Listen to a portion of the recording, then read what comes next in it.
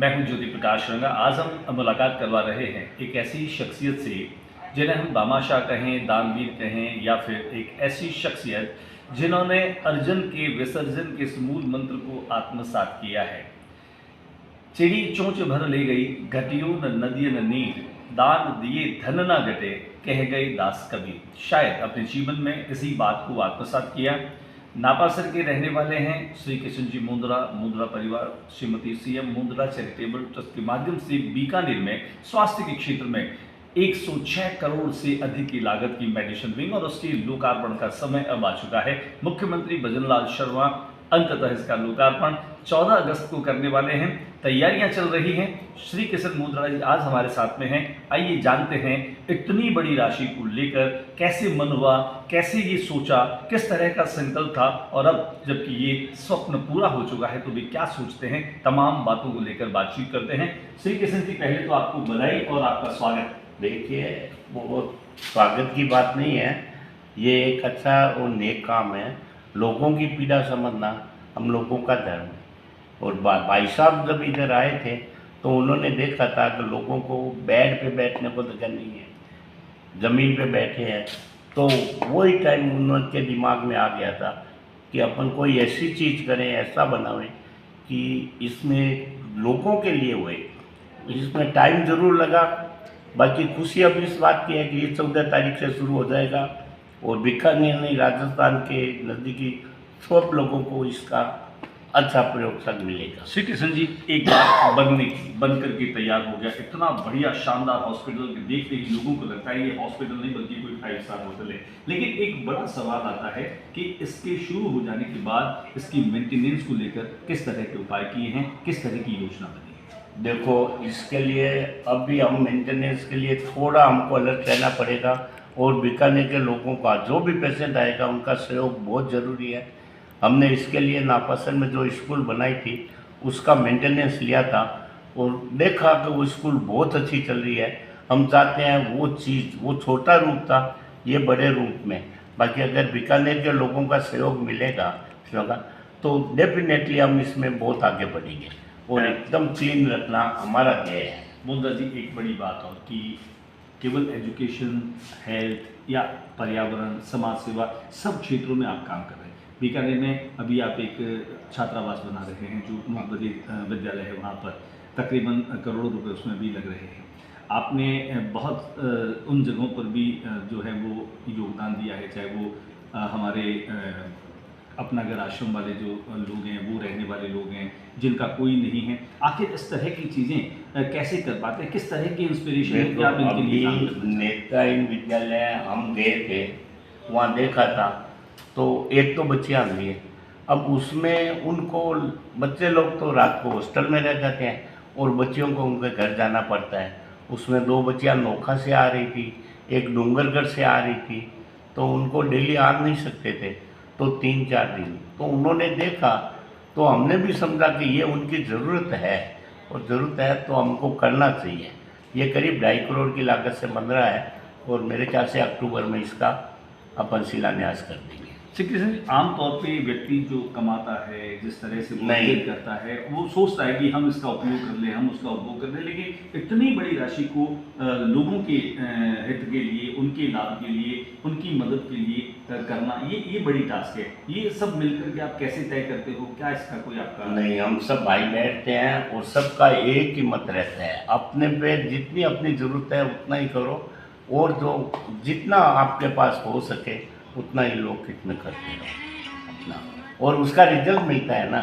हम लोग आज इतनी 500 भाई एक साथ ऐसे रहते हैं ना, एक को पीड़ा होती है ना तो 4 चीखते हैं, तो वो चीज़ है, वो सब हमको समाज से ही मिला है ना। और इतना प्रेम सारा मिला है ना कि हमको इसके लिए कुछ सोचना नहीं पड़ता है। हम हमारे पे उतना ही खर्च करेंगे जितनी ज़रूरत है। अच्छा, एक बात और कि इस पूरे प्रक्रिया में इसके अलॉटमेंट से, एमओयू से लेकर के इसके निर्माण से लेकर इसके लोकार्पण तक बहुत सारी चीज़ों को आपने अच्छे बुरे कई सारे अनुभव आपके रहे होंगे। अंततः हम कहते हैं अंत भला तो सब भला, और अब ये लोकार्पित हो रही है, लोगों के काम आने वाली स्थिति में आ गई है और मरीज और रोगी जो है वो इससे लाभान्वित होंगे। क्या सोच रहे हैं भैया?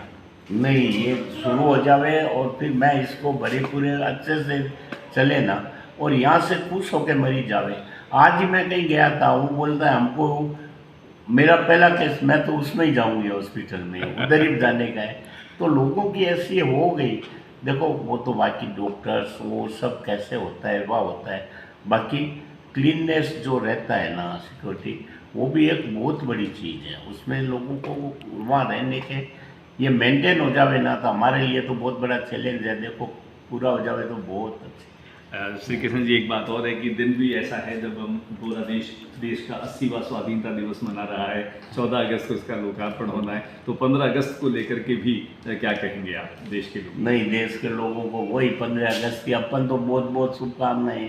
अपन इसी तरह आगे बढ़ते रहे, अपना देश आगे बढ़े, तो उससे बड़ा बढ़ के क्या हो सकता है। अच्छा, यहाँ पर आपका आना जाना लगा रहेगा इसकी मेंटेनेंस के हाँ, लिए? जैसे यूँ तो यहाँ आपके मैं ऐसे यूजुअली महीने में 7 दिन आता ही हूँ बीकानेर। क्या बात है। तो अभी भी इसके लिए आना है, आएंगे बीकानेर कभी। क्योंकि सीएम मुद्रा चैरिटेबल ट्रस्ट का भी गठन हो गया है, तो उस ट्रस्ट के गठन के साथ कुछ अन्य गतिविधियां, अन्य सामाजिक सरोकार के काम भी आपने ये टाइप का ऐसा काम मिलेगा ना, जैसे अंदर विद्यालय वाला मिला या स्कूल वाले हैं, ये एजुकेशन, तो हमको खुशी होती है, हम करके खुश होते हैं।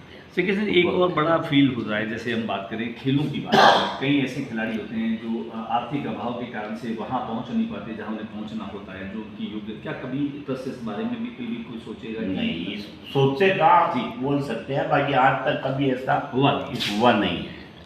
तो आने वाले समय में हम हमारे चैनल के जरिए आपसे ये गुहार करेंगे कि उस तरह भी कभी होएगा तो उसको हम आगे बढ़ाएंगे। क्या बात है। बढ़ाने के लिए, क्योंकि हम बच्चों को ये पेंशन देके आगे बढ़ाते हैं, पढ़ाते हैं। हायर एजुकेशन आज 20 लड़कों को, लड़के या लड़कियां को हायर एजुकेशन के लिए हर साल 20 बच्चों को पढ़ा रहे हैं। तो जितना वो बढ़े ना, और हमको किस अच्छा तरह से, लगता है, और किस उसमें तरह से डॉक्टर भी ट्रस्ट बने हैं।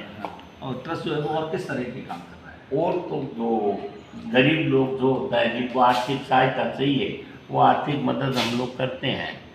उसकी कोई लिमिट होती है या कोई मंथली 2000 और मिनिमम और मैक्सिमम 4000 उन लोगों को आर्थिक मदद कर देती है। ये नियमित चल रही है? नियमित चल रही है। ऐसे कितने लोग हैं जिनको आप ये मदद कर रहे हैं?